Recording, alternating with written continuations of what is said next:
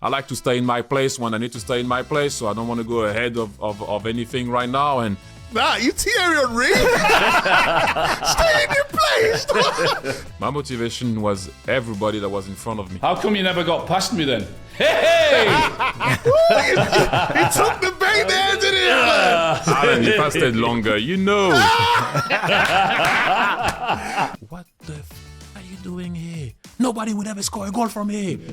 Get in the, and what the hell are you doing with your socks over your knees? You look like a ballet dancer. What are you doing?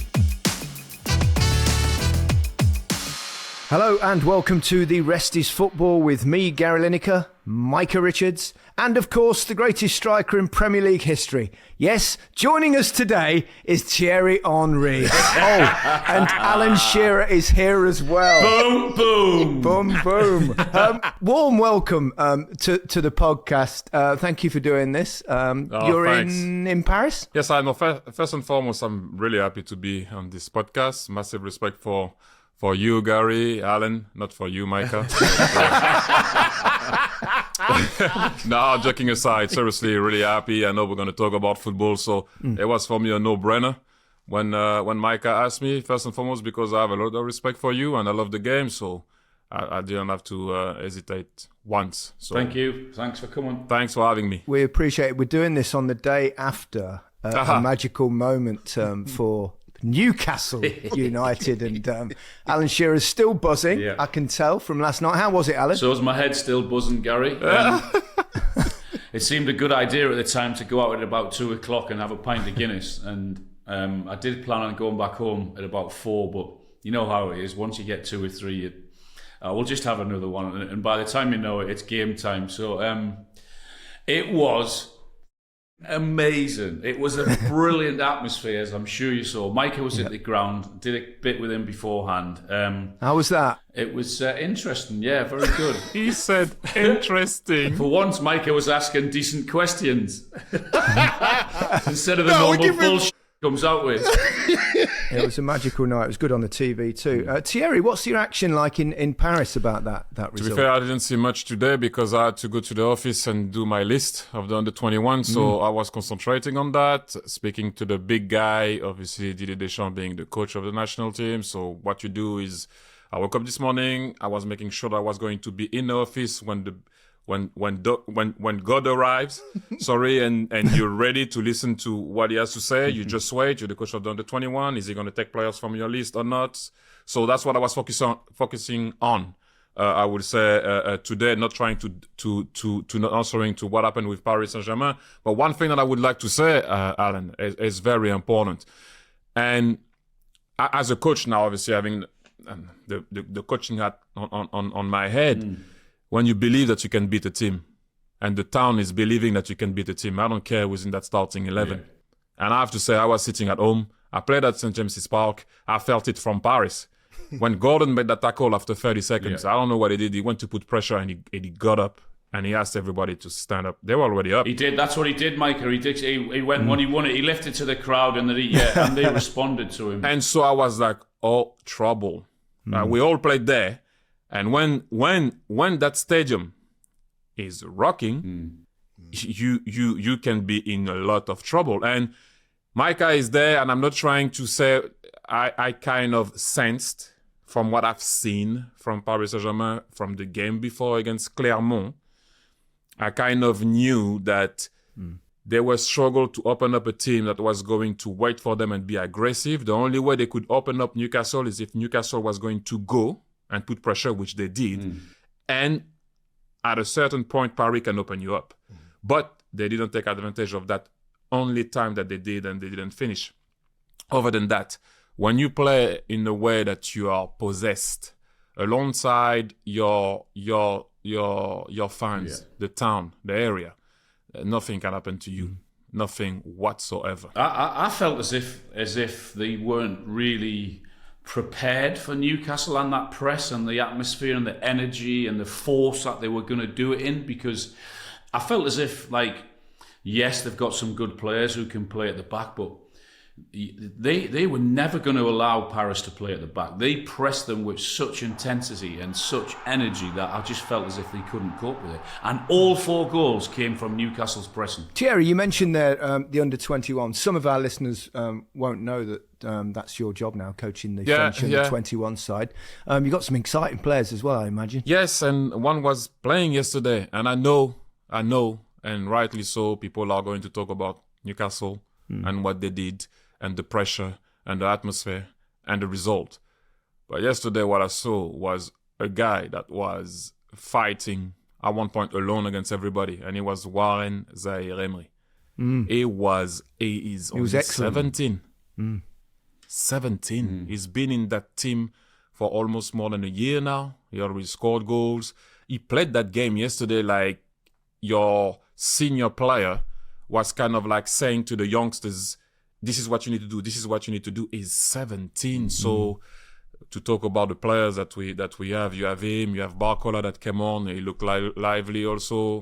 Why he scored against Arsenal. And amazing also the way he gave the ball back to Thomasson on the first goal also wasn't bad. So I have to say, Gary, we are fortunate in France in terms of individuals. As are England at the moment, Thierry, in many ways. I think that they're probably the 2 countries that are producing perhaps the most talent. You also have to give credit to the Portuguese. Very true, very true.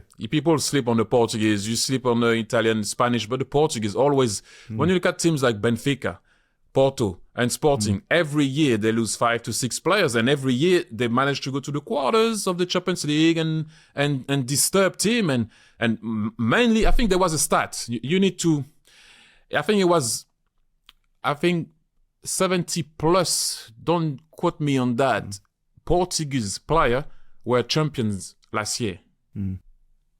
So yes, French, yes, English. Well, that is some result also for a country that you will say that you have less people than we have in France, which is you have to also see how many people live in the country, the population, and see and judge it on that. But yes, we do have that. The only thing that we don't have that you guys managed to do is you won the Euro under 21. At one point, you need to come with something. I didn't win it. The generation of Zidane didn't win it. The generation of whatever generation, we always had talents, but we somehow couldn't perform at the level of the under-21. You managed to win the big one a couple of times. Yeah, I know. I know, but since I'm talking about my job, and this is at one point, because the under-21 generation is always, at times, a generation that a great player miss.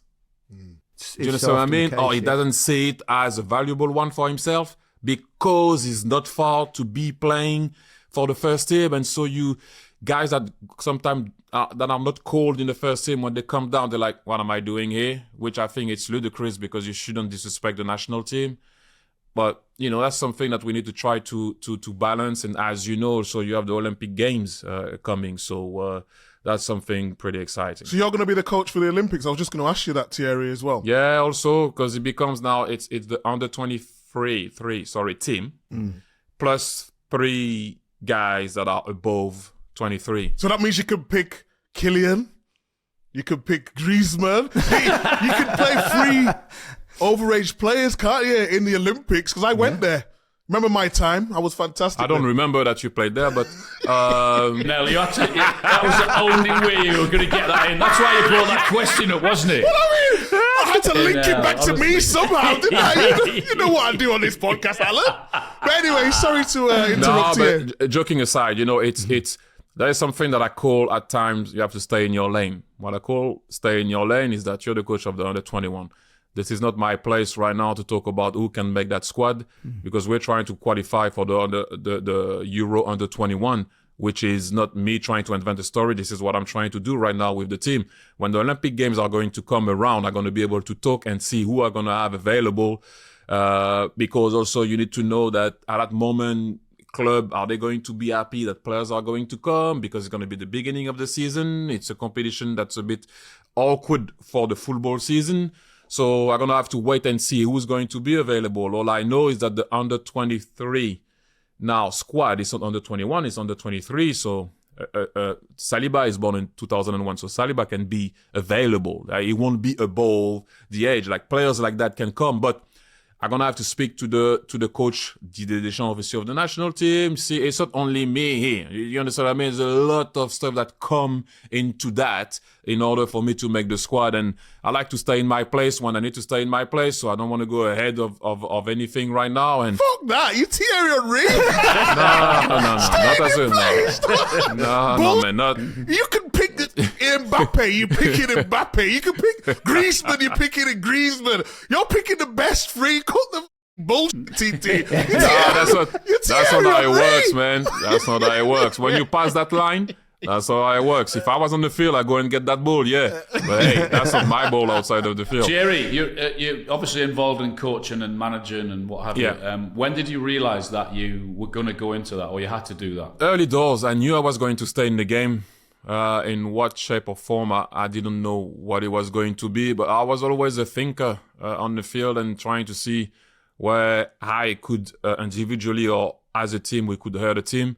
I was always thinking like that, how can I play against that guy? What is weakness? What is strong point? What's the weak point of the team? Strong point of the team? I was always thinking like that. Whatever team we were playing, I was never going to assume that I'm going to kill someone. I wanted to know and see where I can hurt someone and how, and so I was always something that I was thinking of, but you never know. I'll be honest with you on how I was going to be close to the game. But I love the game too much. I said it when I came back with the under 21. People misunderstood what I said, but I said something was missing. I love what I'm doing on TV. I love everything. I love my family. I love my kids. I love everything. But something was missing.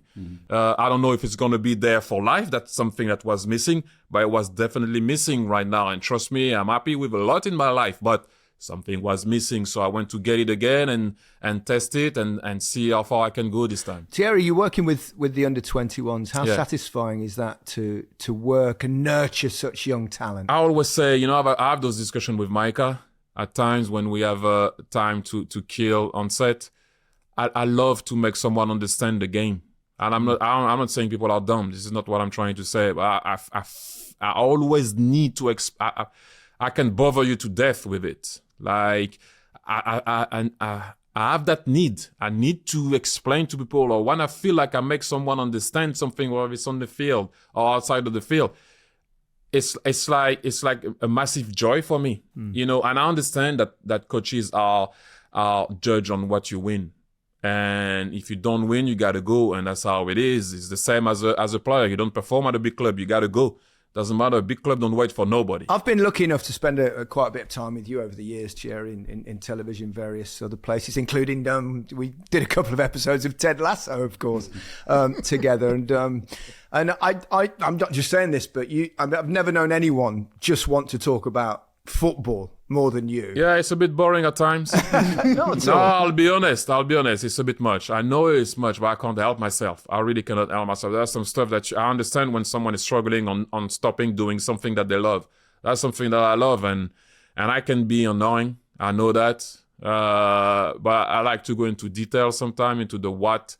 And sometimes people look at me and go like, what are you talking about? And I'm like, I need to make sense in what I'm saying, meaning I need to make you see what I see and understand what I could understood when I was on the field, and I could have understood what I was on the field. I don't know. It's a need that I have, and for me to be able to have a guy young, and people can say sometimes in bracket great players struggle with youngsters, and because they don't understand. I will say that sometimes great players struggle with great players.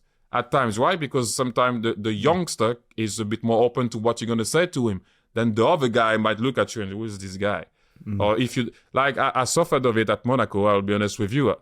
And I said that to Micah one time, and you guys as striker can understand. I did demonstrate something in training once.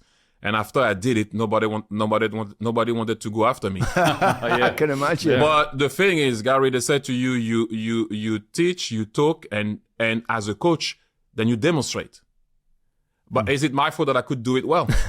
No, but understand what I'm saying. I wasn't trying to prove a point. No, I understand exactly. I played for Johan Cruyff for a while at Barcelona, and he was easily the best player in training.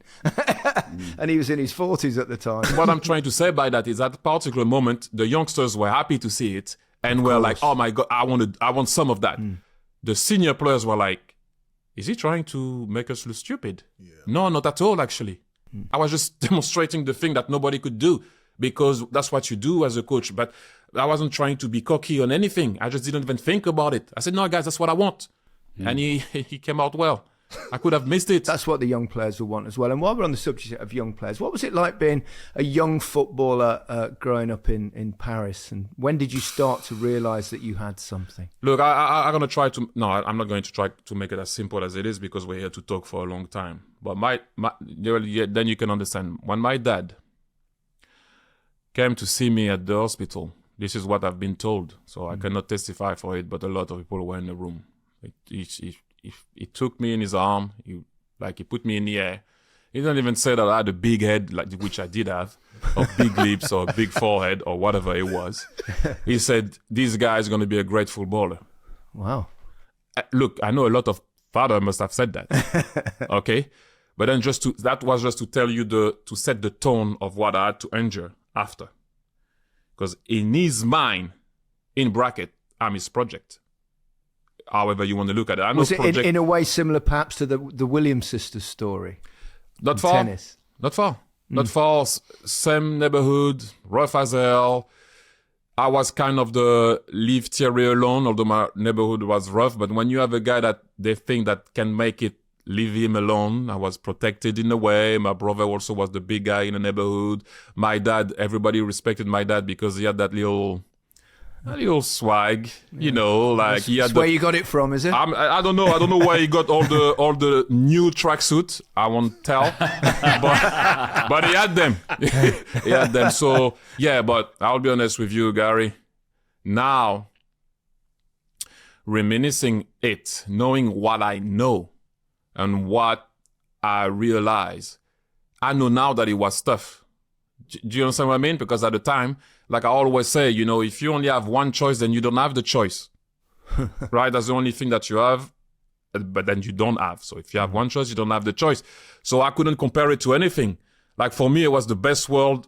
That was the best for me. Is when I traveled, I realized, hang on a minute, it's not that great where I was actually. Love was, tough love, I will say. I will call it like that. But to go back to the point, yes, it was rough. It was tough. It was difficult. It was always what I didn't do, Gary. It was always what I didn't do that mattered.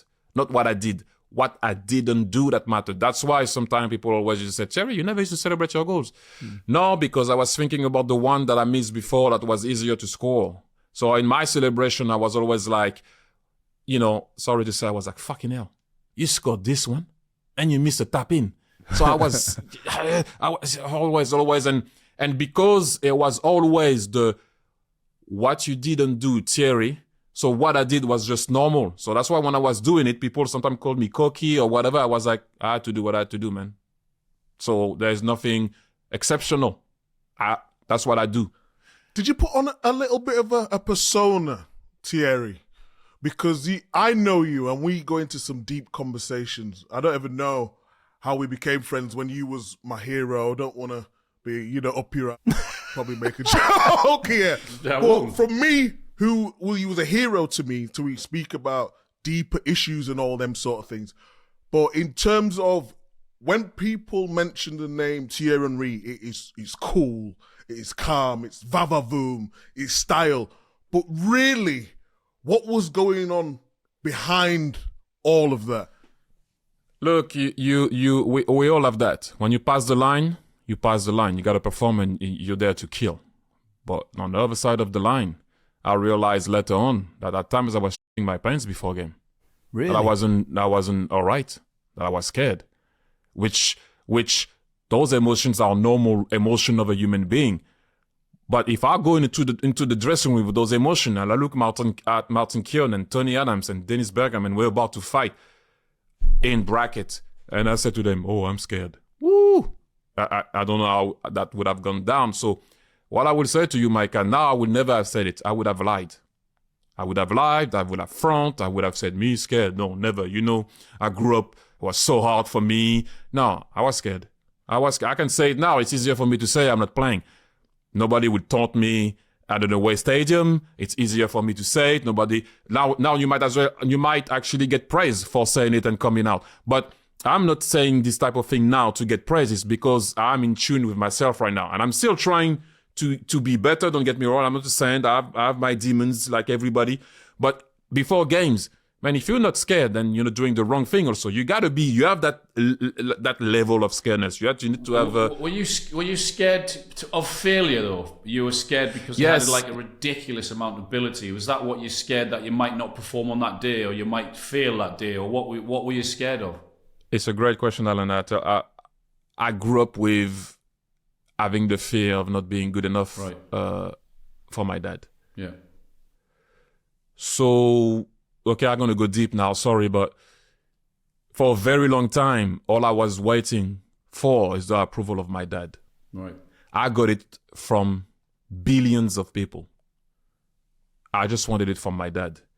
So, I grew up as a player, having it, but looking for it still. Although he told me, but it's the little me that wanted to hear it. So I'm chasing something that I can never catch. Do you understand what I mean? I'm chasing something that I can never catch. So I always say what you fear will master you. So because I was always looking for a perpetual, I was looking to reach that, but my little guy was at the bus stop and that bus is not coming. And I hear it from everybody, Alan. I hear it from everybody.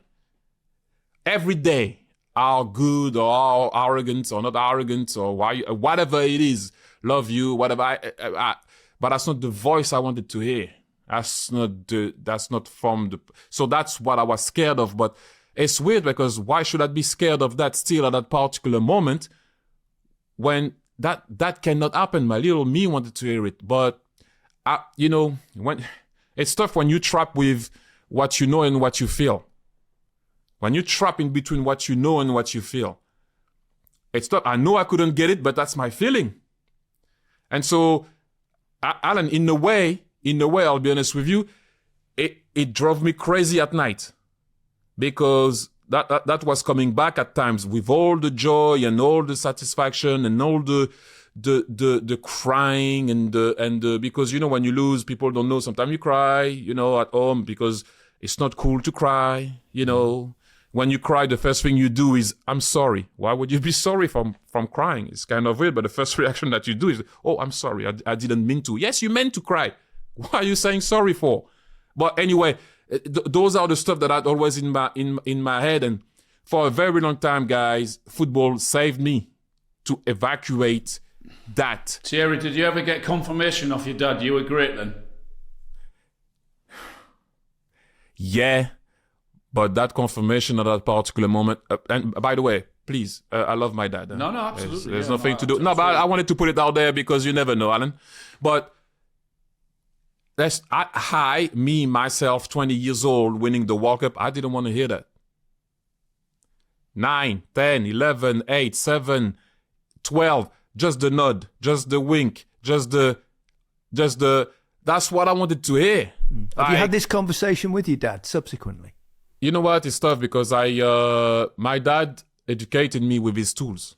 You also have to understand. There's something that I did battle during COVID, and I'll try to answer to your question. I battled with COVID because it's the first time that I couldn't mask my demons, that I couldn't avoid what I had to deal with. So you were in Canada, away from your children. That discussion with my dad. So I will talk about acceptance. So for a very long time, I accepted it. That was their tool. Didn't have a lot of money. Their way of loving me was, you have a place to sleep, you have food on the table, we love you. So that's tough. In my mind, I'm like, okay, that's how it is. But then, Gary, did I digest it? Did I accept it? Yeah. Did I digest it? And COVID did that to me. What type of person are you without football? What makes you happy, really? how were you with people? The way you behaved with people. Were you a nice guy? Were you a nice teammate? You know, I asked myself so many questions, and the question also with my dad came up. But it's tough because, you know, with my dad, if you speak to him, he didn't do anything wrong. You know, Gary, I traveled. I speak different languages. I saw different stuff. I know different stuff can work. Some people don't. So it is kind of stuff. And that COVID moment where, like I said to you, I was coaching. COVID time, I was, you know, confined or whatever for more than 3 months or whatever, but I was alone in Montreal without my family. And when you start to speak to your brain alone all day, you know, I couldn't then hide anymore with all my struggle. And I know people think that we have no, let me rephrase that. We do have a privileged life. I'll be honest. We look at we talk about something here, and we're talking about what we love. I did what I love, but you still have problems in your life. It's not because you have money or you can get what people think you can get what you want. That's what people think. You still struggle. The brain doesn't pick and choose who it does attack. You know, when you have a problem, like the other day, a player called Beka in Nice just drove, stopped, and nearly jumped over a bridge because he's not well mentally. So, you know, mental health doesn't pick and choose who they want to attack. You have money or no money.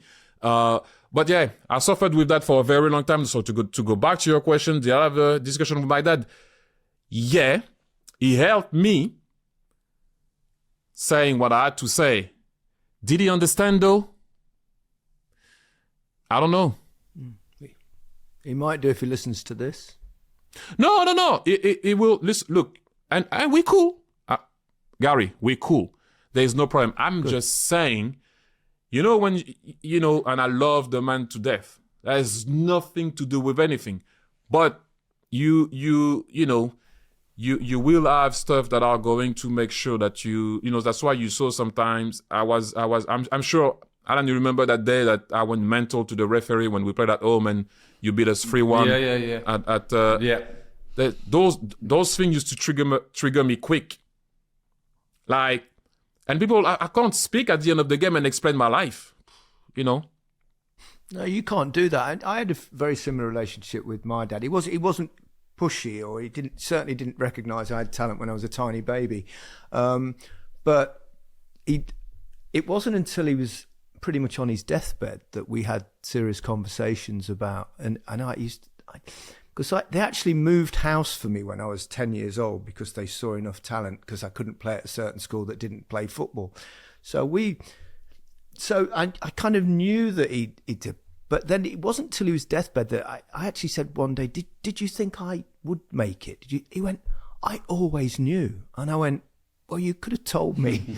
And the first time I ever heard him say, I love you, was the last conversation we ever had. No way. Yeah, because, you know, certain generations hide their emotions and their love for you as well. But how did that make you feel, Gary? How, you know, Thierry's explained. Yeah, about... I cried my eyes out when and I was in a lift I was in hospital, and I was in a lift, and there's about 8 nurses came in, and it was, I was absolutely sobbing, and they were going, "Are you okay?" Wow. You go? I said, "Yeah, I'm actually really happy. Wow. I'm really happy." And my dad said, I didn't explain why, but that was it. So, yeah, that kind of patriarchy, the parental thing is so important to us, isn't it?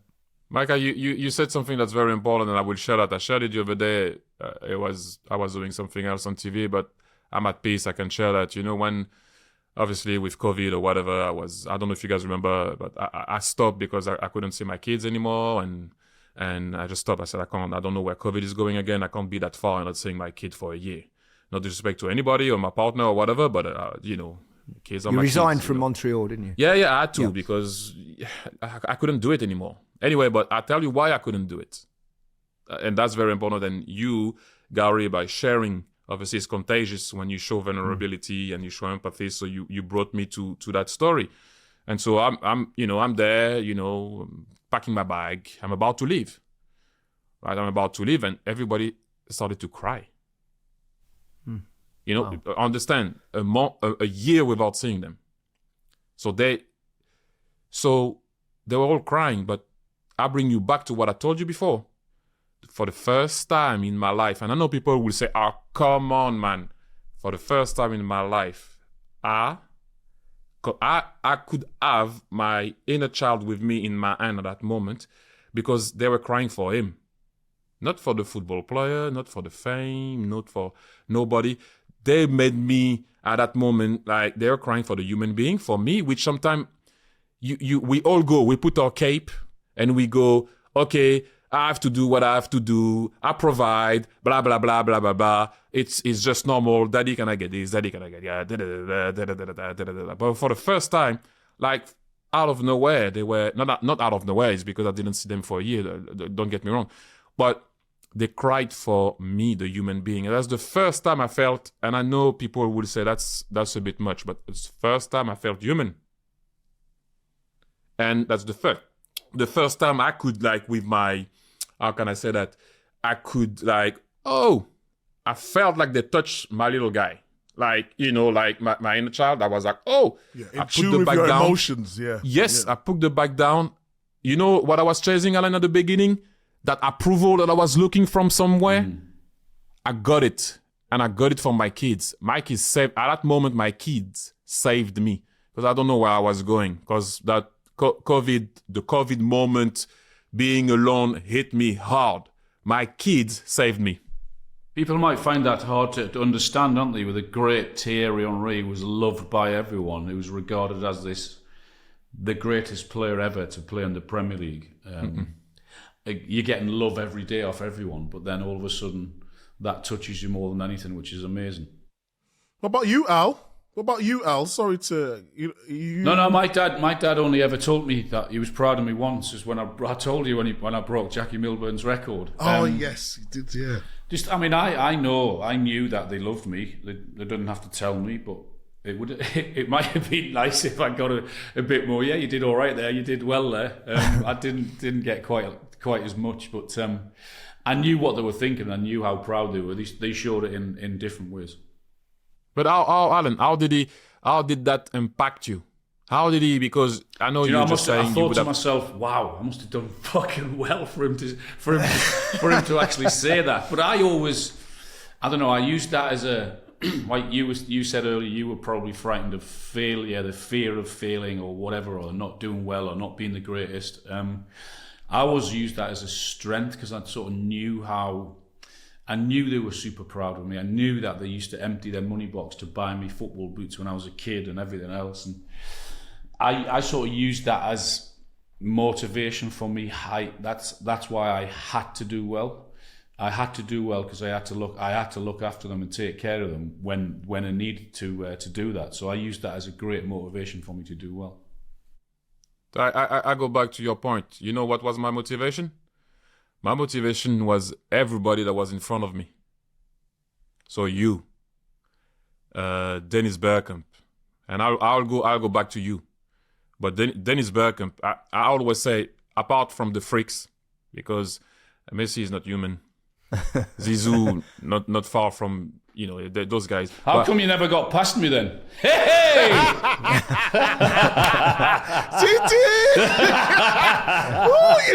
He took the bait there, didn't he? Alan, if I stayed longer, you know. Alan, you know. Now it's warming up. Look at the rivalry here, Gary. What's happening? You know. No, but joking aside, I'll be honest with you, like, my source of motivation was always the guys that did it, that are doing it. So Dennis Bergkamp was my motivation. Why? Because Dennis Bergkamp used to arrive first in training, last leaving. Whatever drill we had to do, he's not trying to do something else. He was doing that drill to the T. He was nasty as hell, by the way. He was, wasn't he? He had a side. Yeah. Woo! People always say, class, ice, cold, ice man, however you want to. He was nasty. In training, you take the ball, he's not far from kicking you or something. I love that about him. So I'm like, how am I going to take the keys away from this man? How am I going to do that? People might find this hard to believe because you were teammates. That you wanted to take away the mantle from him and be the main man. Yeah, but this is what I mean. Like it's a collective sport. We all know. Yeah. I never wished on anyone. I will be honest with you. I never wished on anyone starting before me to have a bad game. But I was wishing for him to open the door. Just open that door. If you open the door, I'll close it, swallow the key, bye-bye. It's over for you. But I have to show the man the most respect I can have. I see competition as respect for me. I don't see it as it's respectful. I have to show you why you're going to sit. I have to show you why you have to give me the free kick. I have to show you why you have to give me the penalties. Not because I score them, because I'm better than you in training, because I eat better than you, because I sleep better than you, because I walk better than you, because I wear my shorts that way, because my socks over my knees look better than your socks. It doesn't matter. Before you go on, talk me from that, because you look like a model on the pitch. No. Your shirt, it was tucked in, the big shorts, and then your socks were all the way up. I used to do that all the time. Are you listening to this, Alan? I mean, really? No, look, I'm gonna give you that. I always said to people, I used to get hammered by my own fans. I said it so many times. I'm sure you heard that story before at Highbury. What I used to hear, like I couldn't understand in the beginning, like what they were saying, and then I started to understand. I was like, oh, it's better when you don't understand, man. You know. So I'm on the side. First and foremost, I'm pulling from playing number 9, and I'm making like everyone will tell you, oh, that was amazing. But at the time, when you're stepping out of the box, and I was going wide to get my ball, oh my God. And you know how tight it was, Highbury. Yeah. So, man, sorry, what the are you doing here? Nobody would ever score a goal from here. Yeah. Get in and what are you doing with your socks over your knees? You look like a ballet dancer. What are you doing? And your gloves are not even proper blue. That's a pale blue with short sleeve. What is that muppet? I was like, oh, that's a bit extreme. You know, but that's from the home fans, is it? Yeah, but look, it was our time. You can understand. I have nothing, but I was just telling you a story. That's exactly what happened. And then you turn, and then Ricey gets up. What the hell are you doing? Striker scores goals in the box. I'm like, oh my! How am I going to make people understand the player that I am? I'm not Alan Shearer. This is why I'm going to go back to you, Alan. I'm not Alan Shearer. I don't have that in my locker. This guy was the master. That the box is his kingdom. Mine was outside. Like I can come and have a meal with Alan in the box from time to time. But if not, he's gonna hit if I'm playing with Alan, if I was playing with him, like I'm not going to battle with him in the box. Like I'm not going to hit a lot. But I needed to show people who I was, how I was, what type of player I was. And from time to time, you know, you work on what you're not, but I'm never going to show people my weaknesses. I'm going to bring you on my field.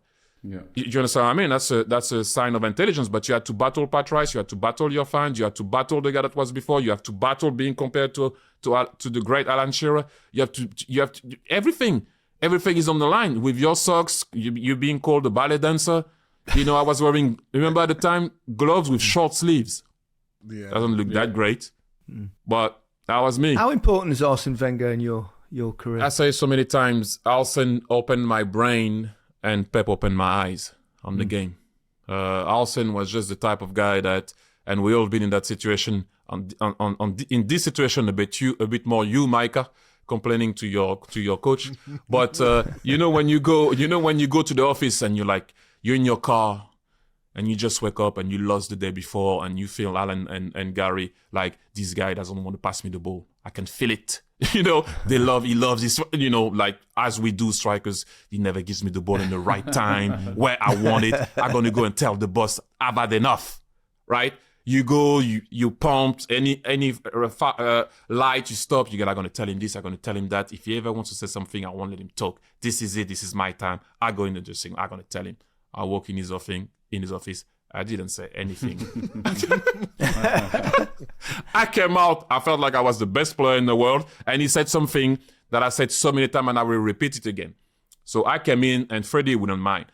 I was like, Freddie, Freddie never passes the ball. He goes like, Freddie "Can Ljungberg, yeah? Yeah, sorry. Can Freddie see you? Sorry. Can he see you? I'm like, he has eyes, no? Can he not see me? What do you mean? Can he see me? He said, no, can he see you? I said, boss, what are you talking about? He said to me, don't ask yourself the wrong question. Can Freddie see you? I'm like, no, he cannot see me. No, that's true. He usually has his head down. So, well, start to think on how you should move with players. So I started to think, with Dennis, mostly you move however. Robert likes you to come short to do a 1-2. Freddie likes to dribble, so you need to be in his line of vision of dribble. So I started to move and make runs in function of who had the ball. Instead of saying to myself, making the same run with Kolo Touré that I will make with Patrick Vieira. Kolo Touré didn't have a long pass. I'm making runs in behind. You stupid. It's not Kolo's fault. I'm going to kill him in 2 weeks for him to work on his long pass. But right now, he cannot make it. Why are you going long with Kolo? You can go long with Dennis. You can go long with Reyes. You can go long with Pires. You can go long with Patrick Vieira. You can't go long with those guys. So I started to adjust my game to them. This is where Arsene was brilliant because he was making you realize this type of stuff. Instead of me coming into the dressing room and just lose my mind for no reason, I would have been upset. You raise argument for no reason. So he made me, way smarter. Yeah, you said Pep about opening your eyes, didn't you, Al? I was, and I'm still. But back in the days, I was stubborn as hell. Like, oh my gosh. You're still stubborn as hell. What are you talking about? No. I'm nice now. No, seriously, Alan. If you don't bring me a fact, I'm talking. So we can talk all night. I'm talking. Okay, so I'm like, I think I know my game. You come out of Arsenal, you're like, okay, I'm okay. You go to Barcelona, and the guy starts to tell, I had Rijkaard in between, but he comes, and the guy starts to tell me, you stay high and wide because we want to free space for Iniesta. And I'm looking at him and say, what the hell is he talking about, this guy? Like, you never saw me play. I can come in midfield to take the ball. He said, yeah, well, okay, I'm happy for you, but we're not doing this. You need to, every time Abidal has the ball, you need to make a run. And most of the time, you won't get it. And I'm like, wait, hang on a minute. Am I a decoy player now? You from touching every single ball, every half, even when I didn't want it? Yeah, you have to go running behind. If the player high line is for you, and which is people are not stupid, they were going with me, then you free the space for Andres Iniesta that comes down the line, and then he can run, and then you pick your poison. I'm coming back from an offside position, Maneto gone. I'm going too far into details. But suddenly I'm like, that won't work. What is he talking about, this guy? Suddenly, that's exactly what happens every game. We knew what we had to do. Every single details in game. He was a freak on everything. He controls everything. And you're like, that won't last. Yeah. Well, it does last. And every time, he manages to... There is something that's brilliant for me with him, with Pep, okay? First and foremost, now, fullbacks are getting educated to go inside. That's because of him. Fullback, you overlap. Or you underlap, however you want to call it, but now they go inside. And whenever you speak about his teams, you never remember who left. Yeah. That's a good point. I don't care. Like at one point, big teams, you remember when they had Company?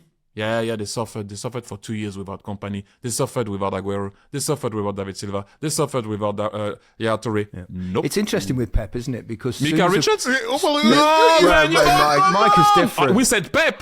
Yeah.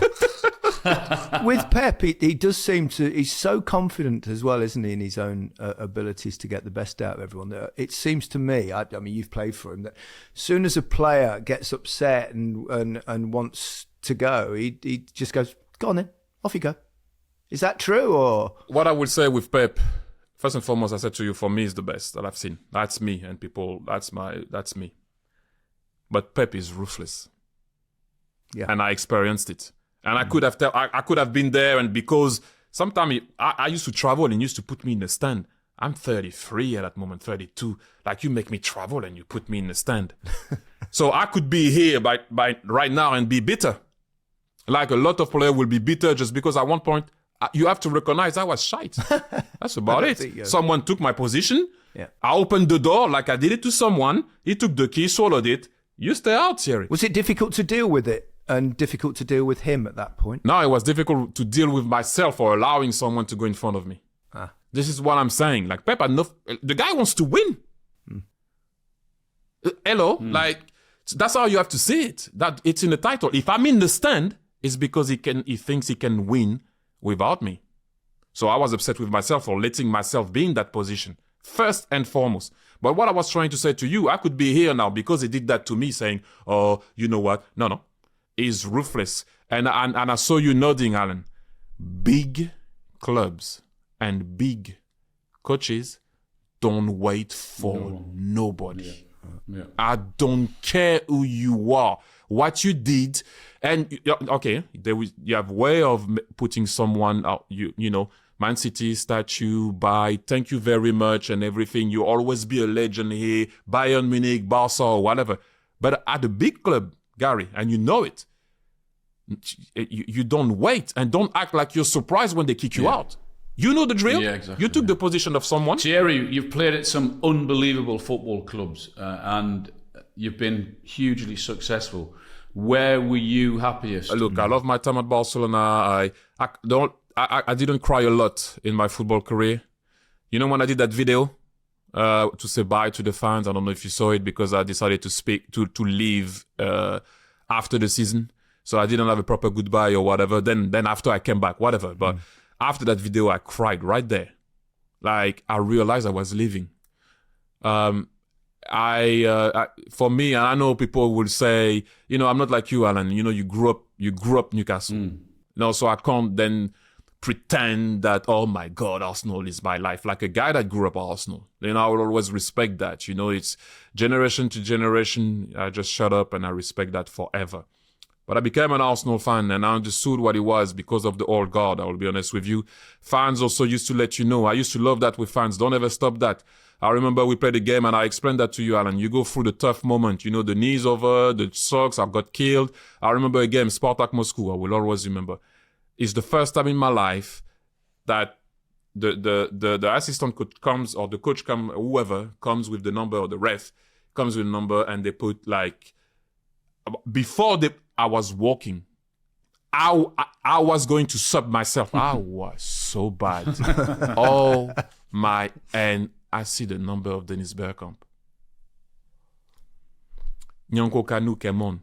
And when they subbed Dennis, the whole stadium obviously went, boo, no, I could hear, Thierry should. I was like, oh, are they doing me like this?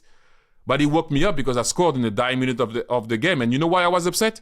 I scored on the corner header. Whoa. That's when you know. But what you know, the point of that is the fans did let me know.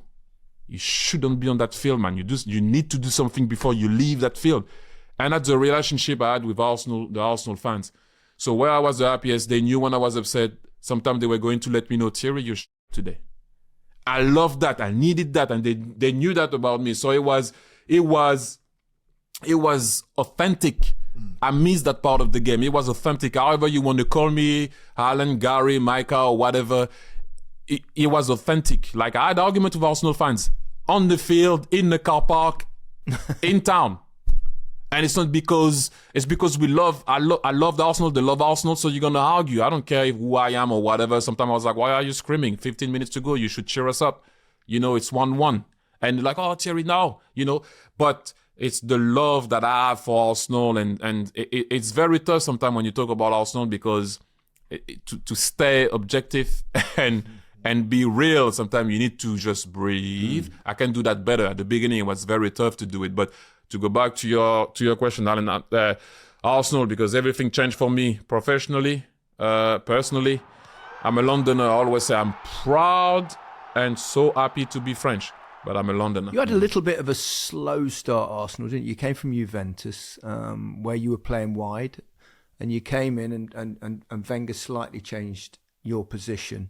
Did it take you a while to adapt? Yeah, first, you know what? I created to myself so many chances, but you know what? Even if the goal was bigger, I don't even know if I would have scored. Like ball where, you know, I don't know, always something, a foot or something. But what was okay-ish is I was creating chances. You know, I always say what's annoying for a striker is when he has none. Yeah. Yep. You know, you can always score on finishing. Work, my bad. on finishing. So I was like, okay, then I scored at Southampton, I think, and AEK Solna early.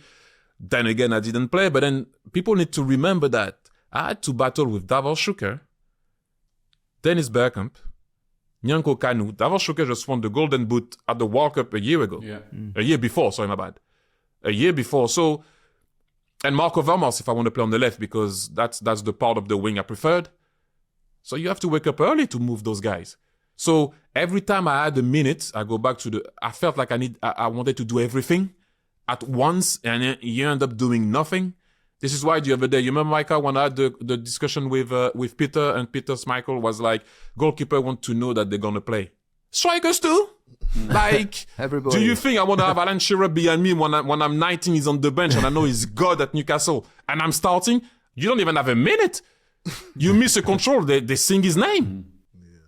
Dennis Bergkamp on the bench. Are you mad? Yeah. You know, you play like that. You play, instead of controlling that ball, breathing, curving it top corner, you don't even control it. You just smash it, and then that's what it was. I needed to adapt. I needed to understand what I was, understand also what I needed to do, what they wanted for me, understand also the physicality and the intensity of the Premier League. It is different, isn't it? So you had to adapt to that and then obviously once I understood all of that, we obviously having great players around me, don't ever forget that.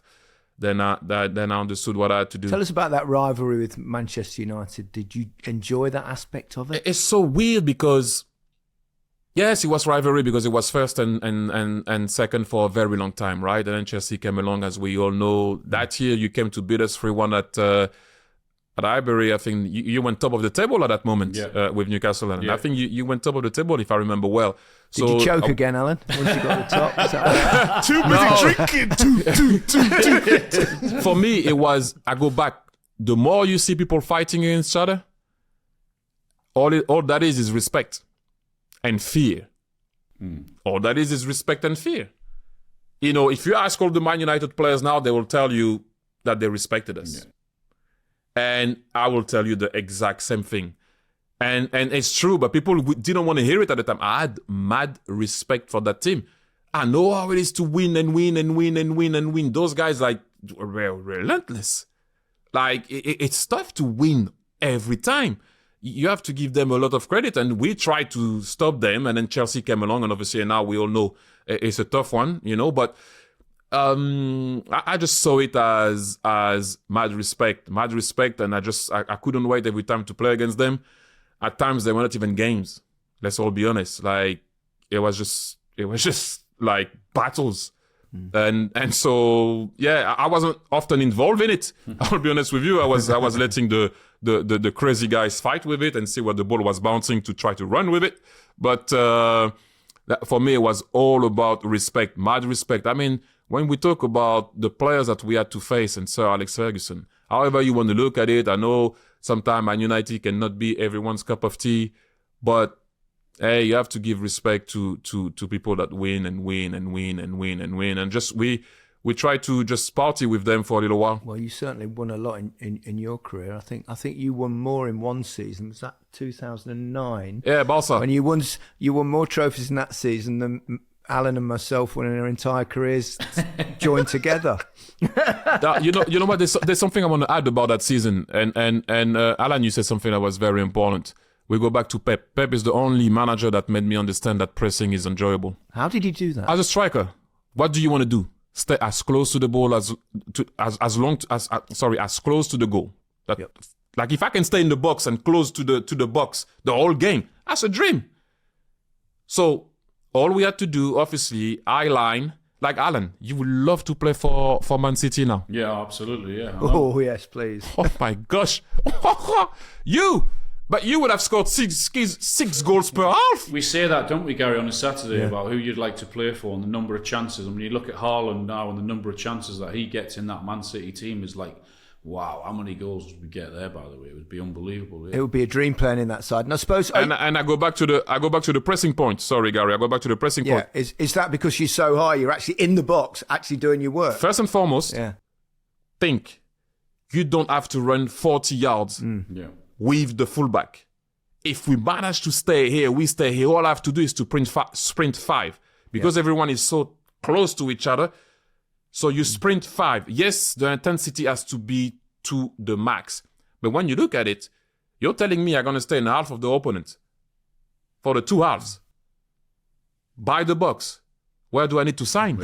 Absolutely. Like, this is how you sell it for a striker. Where do I need to sign? Yeah. Thanks to you, thanks to all the strikers. I say you because you're leading that pile with your style of play and the amount of goals that you score. But I said to myself, how can I separate myself from Alan Shearer?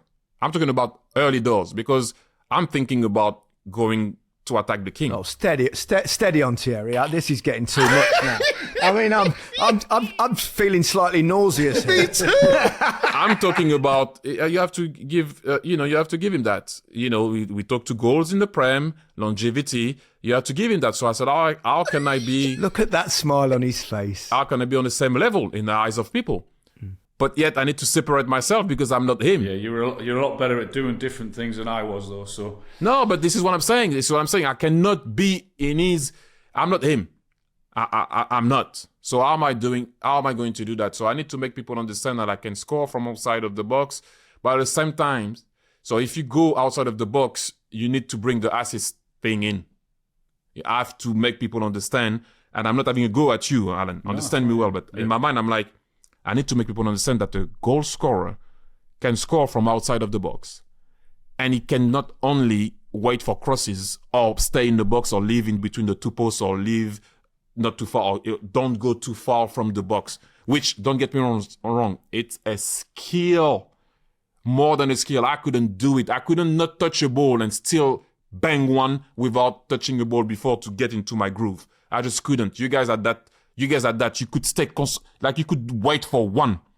yeah, Like if I just waited for one in the game, maybe I missed it. I needed to come in midfield and become lively. But at the time, I'm like, but if you're not there, Alan, those guys were not there before doing that, what am I setting myself to try to improve on? Yeah. Or to try to make sure that people are not going to put me in the same bracket as you? Because if I'm in the same bracket as you and I come on your field, it's tough.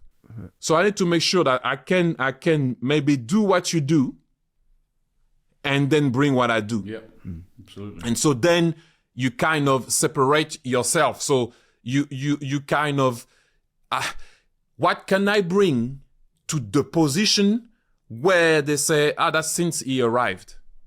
That has changed. Something that's very important for me. It was very important. And every night I'm thinking, what can I bring to the game? Can I ask you, leading from that, there's obviously there's so much you can bring to the game that either Alan or myself wouldn't have had. You can dribble past people and do all those kind of things.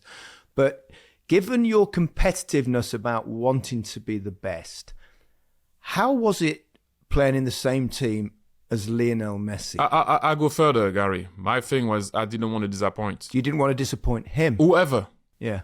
Coming back to my dad. So always I didn't want to disappoint because I was always looking for that approval. But look, it's simple.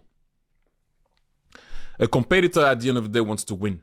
Regardless if he is going to be the game changer or not. You have to be dumb not to understand that you need to run for this guy. Yeah. So I don't care about ego. I don't care about anything in my life. But at one point, I love to compete.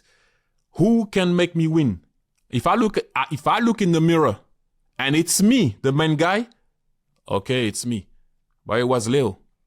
So Samuel Eto'o or whoever. But mainly for you will say that it was Messi's team. Let's all be honest. You don't have to. But you need to, at that particular moment, take your effing ego on the side. Whatever you did before or you didn't do, when you arrive at Barcelona, you didn't win anything. I'm talking about myself. What did you win, Thierry? Nothing. So you look, you're like, okay, we're going to run for this guy. Okay, you're going to run for this guy. And this guy, on the top of everything, scores 4 every game. Man, what do you want me to say? You have to be dumb and stupid to turn around and go like, oh, me too. No. It's all right. I'll do my things. I'll put pressure. I have to score my goals also because I'm not a nobody too.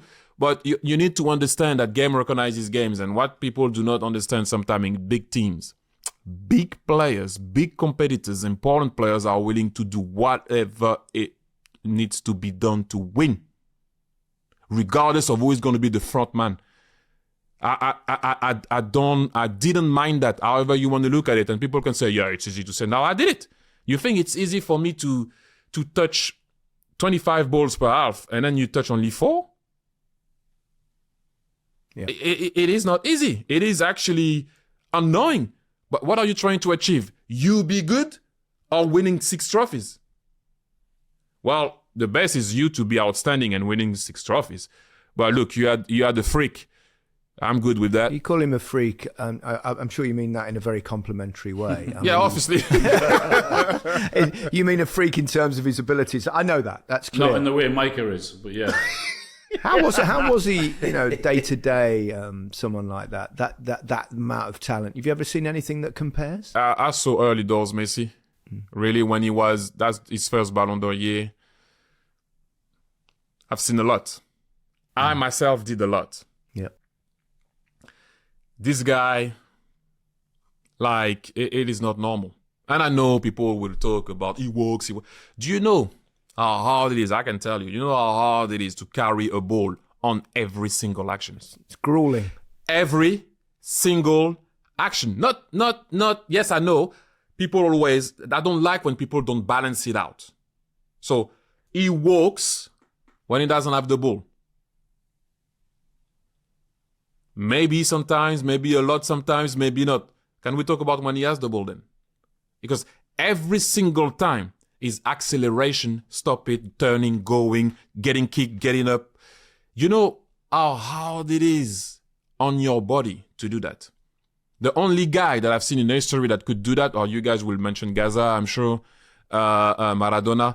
But we had one that was close in our league. I say our league, so you see when I say that because I'm a Londoner. But in our league is Eden Hazard. I don't care what people say. Eden Hazard was very close into. I'm talking about every time he touched the ball, he's running at you. There was never a layoff or something too easy. He's turning, he's running. So obviously, you're gonna be tired. Because sprinting demands a lot on your body. This is why when you see a 100-meter dash run, at the end, those guys can't speak. A guy at a marathon speaks. At the end of a marathon, you talk to a Kenyan, he speaks.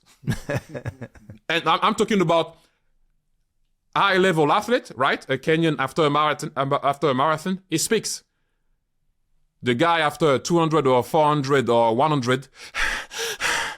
can't speak. So, carry a ball on the grass, getting kicked, having vision, protecting it, running on one leg. Can he maybe walk sometimes? Yeah. If you make me win, you can walk anyway. Only him. Youngsters, don't do that. Don't walk. It's not good advice from a coach, is it? We're talking about Messi.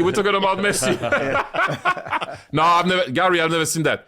I've never seen a guy that whenever he wanted to go to goal, he was going to goal. Yeah. Whenever. Can I just ask what he's actually like though, Thierry? Because people always want to know, like, everyone always asks me, when we do this podcast, what's Gary like? What's Alan like? What's Thierry? The people generally want to know what these people are like. I played early doors. It doesn't really matter. For me, all the greats that I played with, and Alan is there, Gary is there. Every guy that are special in their way are killers. Yeah, competitively. I don't care who you are. And you know why? Because you're already very demanding with yourself, so you're not going to take shit from nobody. So, at my level, when I compare it to Leo, at my level, everyone would tell you I was rough. I had time for nobody. No one. We're here to win. That's all I want to know. I don't want to go, Micah, and have a coffee with you. I don't want to go on holiday with you. I want to know if you're going to fight, cover me, and be a good teammate. That's all I wanted to know. The rest, you buy your thing, you do your thing. The drinking part, maybe no, and whatever. I'm not pointing at you, Micah. That's what I'm saying. But I'm just saying, I was always going to be harsh on everything. After we didn't have to be friends. We needed to be good teammates. And those that don't understand that don't belong in big clubs and don't belong in the level of being competitors. So the higher you go, just imagine how Leo was. Leo was very demanding, not very talkative, but don't F around with him. He wants to win. So me, you, anyone, don't F around with what he's trying to build. And when a competitor, you come in the way of him building his legacy, all the best. Was he easy to play with? Leo, okay, so you know why I call the freaks? Go on. Okay, so I explain. This is why I respect Dennis Bergkamp so much. Okay, I'll explain. So I don't consider myself a freak, but at times I did so many things that were against the game. I explain. At times I had to, the goal against Tottenham, I had to give the ball to Dennis. If you look at the replay, I had to release that ball long time before I done with Ledley King. I didn't respect the game, but I scored. So at the end of the day, it doesn't matter. So Zidane, he dribbles 4 players. Technically, you should have released that. You're not respecting the game, but because he's so good, then suddenly it becomes good. You understand what I mean? And Dennis, this is why Dennis and Leo, it's not difficult to play with those guys, but sometimes you find yourself in a situation where it's difficult to anticipate what they're going to do because they just do something crazy. And you're like, I should have moved up to a corner. You're like, oh. And then at one point, he should have given you the pass. And you're like, hey, give me the ball, goal. Oh, all right. Okay, then I'm not going to say anything. And this is why Dennis Bergkamp is actually, this is why I said those guys are freaks, because even myself, sometimes I did stuff when I went back home, I went, thank God I've scored because, I forgot him, a penalty spot. Oh my God, I should have reversed that pass. And I just took it and I wanted to dribble everybody. And that can be annoying at times. I'm telling you that myself. But Leo, listen, there is nothing complicated. There is nothing difficult. The guy was a freak. I won everything with him. And at one point, even if at one point he forgot something or he didn't do something, you're there for the good. You're there for the good, and you have to understand that it's about winning no matter what. So whatever upsets you usually or don't upset you, the guy makes you win. Swallow it, go to sleep, and wake up. And tomorrow it's a better day. There's nothing to do. But Dennis, for example, I go back. Dennis was always going to play what the game was asking him to do. Always. And that's something that I found so amazing because I knew at one point I was like, I'm taking this. Are you mad? I believe more in my abilities than this guy. No disrespect to nobody, but I'm like, percentages, I can finish this, not him. But then you realize also that sometimes you need to give and help. Dennis helped me a lot with that one. And obviously, like I said, with Alan, where you're like, okay, sometimes you got to give also when you can score. But Leo, was it easy? For me, personally, it was easy. You mentioned, because you said something about giving the ball around the penalty spot. And we've got to talk about the moment. My debut. 2005, I believe it was. No, Micah, don't do that. Man City. Well, was that Highbury? Arsenal versus Manchester City. And I'm on the bench and I see something totally ridiculous that day. And it was you and Robert Perez doing that ridiculous penalty. No. Well, explain to the listeners and the viewers that penalty. People are still copying it to this day. Did you see Academies last week? Micah, there's a lot of stuff that I can take the blame for. Why do you say we? I didn't mess up anything. It's a team game. It's a team game. Okay, see? So now it's about you. Okay. So you know what? I thought it was a team, Thierry. No, the only guy that can speak, and first and foremost, if you know the rule, so first and foremost, Robert fucked it up. Not me. Like Gary, like the other day. Icardi did. Yeah. Not the guy that pushed the ball. Okay, thank you. That's just a fact. And by the way, I don't know who was the ref, but he doesn't know the rule. The ball has to make one lap to be retaken. Yes, I agree. Not be retaken. The ball just went pop, pop. It should have been me taking. I went straight away to see him. I said, the ball didn't move. And he went, oh. I said, the ball didn't move. Check in your book. But Robert, when you see Robert, ask him, qu'est-ce que tu as voulu faire? Qu'est-ce que tu as voulu faire? Qu'est-ce que tu as voulu faire? French lessons here. Qu'est-ce que tu as voulu faire? What are you doing? Yeah, what did you want to do? Like, I, the only mistake I did there is I should have pushed it to him because I wasn't scared. Like, I don't know why but hey, I thought you were going to talk about how I nutmegged you. Yes, tell us about that, Thierry. I thought it was going to be that. I was ready, but you know. Problems. Mikey, you've never mentioned that. No, and then can you tell them what I did after? He's such a horrible man, you know. Horrible guy. So we was playing. And I don't even know if I've got footage of this, but my hero, everyone knows I support Arsenal, but I'm making my debut. I don't know if it was a home against Arsenal or away. It might have been at the at Highbury at the time anyway. And we all know Thierry likes to drift to that left position, and I'm playing right back. And I'm just in awe of him. I'm looking at him, I'm like, wow. And that's why I talk about the socks were pristine, the shorts were fantastic, the shirt was fitted. He's definitely had it tapered. That was not a standard size kit. I'm not having it. You've had that tapered. 100%. So then the ball comes over, and you know me rushing over, whatever it is, trying to make a tackle, trying to make a name for myself. He's megged me. Oh dear. And then he's just turned round and winked at me. So my hero, I'm thinking, oh my God, I'm thinking, this guy's a really, isn't he? Ruined my confidence. He said to me and Gary, what he normally did is he found the biggest dope on the pitch and went and stood next to them where he knew he was going to get most joy. I'll be honest, I was always going where someone was bleeding and you were bleeding. Sorry, Micah. I'm just like a shark. That's an easy target. Sorry. That's crazy. But what you don't know, Thierry, is that you winking at him was actually the pinnacle of his career. Thierry, what are the greatest moments for you in your career, the greatest successes? I mean, I was actually at Highbury that day that you've flicked the ball up and turned and volleyed it in the top corner, and I was like, oh my God, what a goal that is. But I mean, there's lots of individual things, but what stands out for you looking back? It's a lot of things that comes in my head at the beginning. Like I always said, is I was very much like, I don't know why, but because of my dad and because of how I was like, legacy was title. Always. For me, legacy was title in my head. Legacy is title. You got to win titles. You got to win titles. And then, well, you've won everything. At the end of my career, and even more now, I'm like, it's not that. It's how you transcend people and what you transmit for me. Mm-hmm. People relate to that. I don't care what you say. People relate to that. And for a very long time, and Alan is there for a very long time, I'm like, but the big Alan Shearer didn't leave Newcastle. I couldn't understand. I'll be honest, I couldn't understand because in my mind, I'm like, why is he not challenging himself?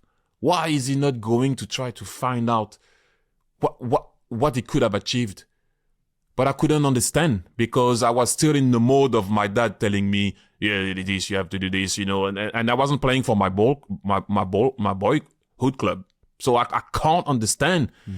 But now with the way I am right now, it's about what you transmit and how you transcend people. And Alan had that in abundance. And I think that's valuable. And for a long time, I didn't value it. So at the very beginning, like I would have told you, yeah, that goal, yeah. Obviously, Gary, winning the World Cup at home, listen to me, I passed that stadium so many times and I was like, it would be great if I get some tickets to watch the final, let alone like being in. So obviously, and the above beating Wright's record but I go back to the thing. And this is why I always said to people, my favorite goal is the Leeds goal. And people will say, what? First round of the cup, Leeds are in the championship. What? Oh, I mean, but it's the first time I score a goal for my club as a fan. And I never experienced what Alan went through in ever. You did it so many times in your career, we all know that. But it's the first time also I let myself go on the goal. I mean, you see I was virtually on the verge of crying when I arrived Just for those listeners that are perhaps not aware, this would be when you returned to Arsenal and scored the goal. Yes, when I returned to Arsenal. And it has nothing to do with anything. Look, I was coming back from my holidays, but there was a level of expectation of they wanted to see me again. I wanted to see them again. And everybody went to the stadium for that. I'm not trying to be big-headed, but everybody went to the stadium for that. People even watched the game for that. And for the first time, I felt like I was with the fans. Like, sometimes they were celebrating, I'm celebrating, but I was thinking about, like, for the first time in my life, I let myself go. And I know you will say, only that moment? But it really went through me like a fan. You ran to Wenger, didn't you? I remember. Yeah, I went to Wenger. I was, at that moment, I will be honest, like, if I could stop, I would have cried there. Like, I couldn't. And then after, obviously, me bullshitting, I went, oh, yeah. But in that run, I was like, oh. You can see I run and then I looked in the air and I'm like, what the fuck is this? Is that what it feels when you score for your club? I did it for the national team, don't get me wrong. Don't get me wrong, like I said to you, like if I go now, if you ask me that question, I go to the competitor, winning the World Cup, beating Righty. But I understood emotion late. I understood that part of the game, of my game late because of the reason that I mentioned before, because for me it was like, Thierry, they want you to perform on Tuesday. Thierry, they want you to perform on Wednesday. I was like, okay, we finish a game against, I don't know, Blackburn at home. I'm like, okay, I need to be ready for Villarreal in the Champions League. I wasn't enjoying anything. I was happy. I was never satisfied, but I was never enjoying my thing. I was like, oh, you scored. I said, yeah, I scored, yeah. But I need to, I was always on to the next one. And the first time I was enjoying every moment when I came back to Arsenal, because I came back as a fan, even wearing the tracksuit. That night I left the stadium. It was like 2 a.m. I stayed in the dressing room with my socks, my boots, my shin pads, the shirt and my short, and I sat there. My brother came down from the box, and at one point, Costas, the guy that was just Thierry, we would like to go home. I sat there, Alan, for I don't know what time was the game. Maybe it was like 7:45 or something like that. It was 1:45. I was still in the dressing room. Wow. I didn't want to move. For one day, I lived the dream of a fan. Brilliant. Scoring for his club. Yeah. I never took the opportunity to do that before, like to really embrace it. And I know you would have said to me, Thierry, is that your thing, really? Yeah, because I became an Arsenal fan, and it was the only time I actually felt it. Me scoring as a fan. It was weird, but I was in a different mindset also. I didn't come back as a killer or whatever, so my guards were down, emotion flowing, showing. And see, boys, I told you it's not all about winning trophies, didn't I? No, I agree. No, I'll be honest with you. There's something that, and I'm honest enough, Alan, to tell you the truth. Like I wondered for a very long time to, like, what the fuck, Alan? No. I'm not. Micah, look, I can say something. If you're not there, I'll say it also. If you're there, I was like, but why didn't go? Like in my mind, I don't want to make a story. Right? I was like, he could have gone to Man United. And I know you would never have gone, we know. But in my mind, because I don't know you, I'm like, why? Could have won, maybe or maybe not. The treble, maybe not. I didn't value that. I didn't value transcending people and transmitting. I value it playing football but I didn't value what you did represent for certain people. I didn't value it, I'll be honest. I won't lie. I was like, who cares? Yeah. No, it's important. It's important, and I think for me, one of the biggest things is what you transmit and how you transcend people. It's important. What do you make of the current Arsenal side?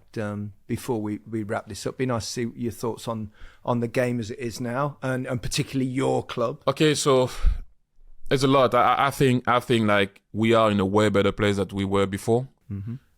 I actually see myself in the team now as a fan. I'm not talking as a player. I can accept defeat now. Understand what I'm saying? I can accept a result. It's difficult to top this stuff. You can accept a result. You can't accept defeat. Let me rephrase that. You can accept the result. don't accept the defeat. So the loss against Lens, it can happen. But I see a team fighting, making mistakes. It can happen. Like 5 years ago, I couldn't relate to the team. I just couldn't. Like, I was going to the game because I had to, not because I wanted to. Just because I was an Arsenal fan, I was going to the game, not because, I wanted to see them play. But I will always go to the game because that's how it is. If I'm in London, I go to the game because I'm an Arsenal fan, and that's how it was going to be. But now I can see what they're about. I can see the piece that are missing. We had that discussion on the show with Micah where Jamie and Peter argued about Raya and Ramsdale. And I go back to the point, and you guys got it already because I mentioned it so many times. You are the big club, man. Competition will happen. Like, I'm not the coach of Arsenal. You guys are not the coach of Arsenal. Mikel Arteta went to get a guy that he thinks that can make him win the title. Like Ramsdale was seen as the guy that can make us go into the top 4 again. And Bernd Leno had to go to Fulham. That's the story of football. That's the story of everybody. So, I can understand now, new generation, but there is something that will never change at a big club. You got to compete. If you don't compete, then someone's going to come. And even sometimes when you compete, someone is coming. Like if you take Phil Foden. Phil Foden is a good player, but Man City keeps on buying players. Like Phil Foden or not. You are the big club. That's how it is. And if you're not happy to be at the big club, then you got to go. So come on, Thierry. Tell me, you're a coach now. I know we want to wrap up on Arsenal and we want to let you go soon, but can you see yourself being the Arsenal coach in the future? Is that something that you? And this is not me looking for a headline. You know that I would never. No, but it will make headlines, and it will make headlines. One time I was stupid enough to say it's the dream of any fan. Okay, and they clipped it up, and then they said Thierry Henry wants to be the coach of Arsenal. Like. Yeah, but company. Before when he was coaching, he said he wants to go back there one day. You've been there as a player. You must love to go back there as a manager. That's all I'm saying. It's very difficult for me to say that because when I say something about Arsenal, it goes places, and I don't like to talk about people that are in position, whether if it's good or bad. I know how hard it is to be on the bench. I have mad respect for what Mikel did, and to go back to your point, Gary, and where he put the team back. You like him or you don't. Like I said to you so many times, players or whatever, we're not here to judge if you like the guy or not like the guy. We're trying to see what he's doing. And what he's doing in the last 2 years, he's doing extremely well. Yeah. Extremely well. So it's unfair at times. And I've realized that when it comes to that, talking about coaching, talking about this, talking about Arsenal, I can talk about something that happened, like the other day, I talk about Saliba. I think he didn't defend the cross well on why. You can't just run to a spot and not look at where your striker is. Because if not, it's too easy for him. That can happen. But after I have too much respect on the overall situation to now Mikel is going to go. Thierry Henry said that, you don't need to have this type of question in a press conference when you're about to play a game against Man City, because that's what is going to happen tomorrow. I heard Thierry, that's it. No, we don't need to do that. Look, are we all dreaming? Like, would you like to win? Perhaps a slightly fairer way of doing it. What ambitions do you have in the world of coaching? Obviously, you've got the French under-21s. Didier Deschamps, for example, has been in charge of France for a long time. At some stage, he'll step aside. There might be a spot there. Or would you like to get back into club football? What do you think about what you want your future to be? Whatever level it is, Gary, I'll be honest with you, and Micah will tell you. Well, if I live now or not, I always say for me, improving players. That's what I love the most. Yeah, satisfying. And I know people say, "Oh yeah, great, amazing, woo, final thoughts." I swear, I always say I value. I will always remember. I remember more the coaches that made me smarter than the one that made me win. Like, you ask me about trophies, but when I talk about Pep, I never talk to you about. I talk about what he gave me on the field or Arsene there. I don't often say, we want that with him or we want this with him. I will talk about what he gave me. Like Joaquim Francisco Filho is a Brazilian coach that when I was young, at the training session. You know, I'm 13. He said, Thierry, today you're not allowed to use your speed. I'm like, what? What? Said, no, you're always going to have speed. I need you to work on your movement. Today, if you pass your strikers, or your defenders, sorry, it will be about your movement. I don't want you to use your speed. Another game. One time he gave me a game. He gave me a theme. You can't pass the ball back. I don't care what you want. Suddenly you don't pass the ball back. You start to stand 3/4. Or you make running behind. You find a way to not pass the ball back. You're a striker. You're back to the game. So I will always remember that guy, and I speak to him until now, and I value that. I value guys calling me that I had, even for a short time, and tell me, Thierry, can I speak to you about my game tomorrow? That is so, like, you know, you're like, okay, yeah, I had an impact on him. Maybe we didn't win a trophy together. Yeah, obviously that's an early one for me. But I'm saying I value that too. Like I said to Alan before, I didn't value transcending and transmitting to people. You know, it's not only that football. Like some people, Gary made you better, Alan made you better, Micah made you better. Nobody knows their names, and sometimes they should be known more, because it was way more difficult to teach you that at that moment and keep you going. But nobody knows their name. But everyone knows Pep, everyone knows Arsene, everyone knows Mourinho, and rightly so, by the way, because the hardest one is to be there at the big club and win it. But is that also, can you not also talk about like Graham Potter? Graham Potter, for me, what now the coach of Brighton is doing is because Brighton were already a team that went from no pass from the back, at the back, to Dunk passing the ball 300 times now. So when you arrive, you don't have to teach him that. Now you have to teach him how you can bring the ball out in the 6-yard box, how he likes to do it, like 3 players in the 6-yard box, and they pass it. But he didn't have to do the first bit, no? So are we going to say that Graham Potter is not a good coach? Do you understand what I mean? That doesn't mean that because he didn't win at Chelsea that he's not a good coach. That's valuable for me. It changed, Dunk. Yep. However you want to look at it. Do you understand what I mean? That's for me valuable. So I would love also to be maybe a guy, like, I'm not saying, you know, but I value that a lot. So if title comes, I don't even know. Look, it's only 2 games that I have with the under 21. If next week we lose twice, they're going to say, oh my God, it's the wrong appointment. A week ago is the right one. Well, if it's player improvement that is absolutely your motivation, then what better role is there than working with young footballers? Because that's when they're most capable of learning, isn't it? They're like a sponge at that age. Yes, and that's why I value. Yes, I go back and yes to my point, but to the Pep point. Pep manages to change players when their brain is already closed. That is tough. That's special. Yeah. That is tough for you to make a guy that's already set in the way of playing, changing. Hey, all the best. Sorry, can I ask you one more question? You brought in Gail Clichy as your assistant as well. Someone I played with at Man City. Why did you choose Gail? It is pretty simple. Also, that's very important for me, Gary. Give opportunities to others. You know, it's also important. Like, I had the opportunity to work with Roberto Martinez when nobody wanted to give me a hand, and he gave me a hand. He gave me an opportunity to start. That was at Belgium, right? Yes, and that's very important, Gary, because you can have the career that you had. It doesn't really matter, and Alan will tell you that, and you will tell, and you also will know that sometimes your career and who you are and what you represent can scare people. Because they don't want you to be around. Exactly, yeah. Let's all be honest, Alan. I'm sure you experience.